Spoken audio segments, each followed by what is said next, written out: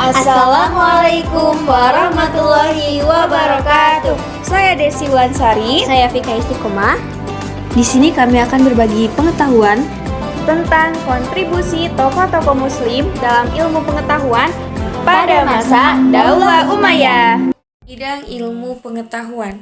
Ilmu pengetahuan semakin berkembang setelah bangsa-bangsa Persia, Syria, dan negeri lainnya masuk Islam.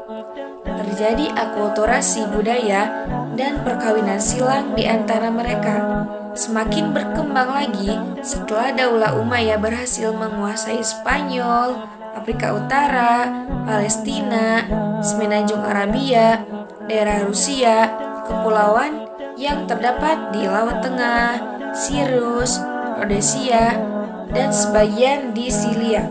Untuk mengembangkan ilmu pengetahuan, Khalifah Daulah Umayyah menyediakan dana yang cukup besar kepada para ilmuwan di berbagai bidang. Tujuannya agar mereka bekerja secara maksimal untuk melakukan riset, penelitian, dan tidak lagi memikirkan masalah keuangan keluarga.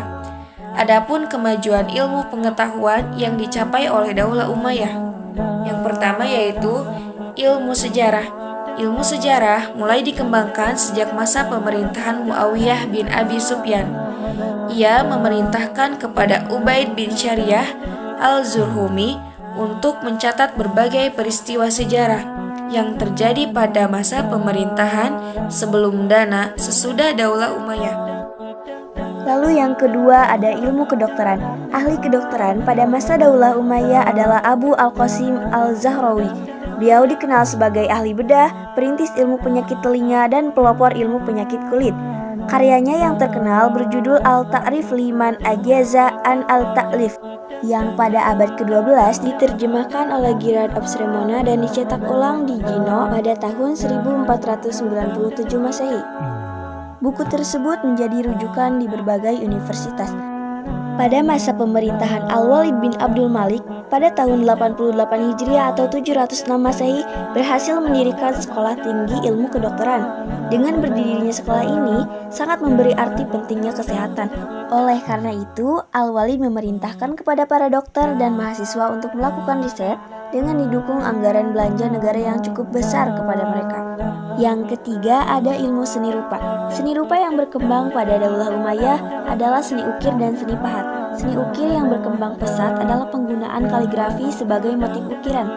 Banyak ayat Al-Quran, hadis, dan rangkuman syair yang dipahat dan diukir pada tembok bangunan, seperti bangunan masjid, istana, dan gedung-gedung.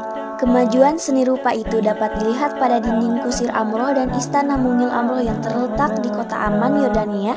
Secara spesial dirancang untuk tempat peristirahatan pada musim panas dan waktu berburu sehingga tempat tersebut dikenal sebagai istana berburu. Lalu yang keempat atau yang terakhir ada seni bangunan dan arsitektur. Selain seni rupa, para khalifah Daulah Umayyah juga menyukai seni bangunan atau arsitektur.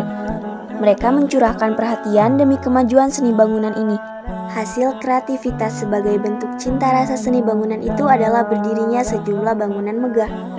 Misalnya bangunan seperti Masjid Baitul Maqdis dan Masjidil Aqsa.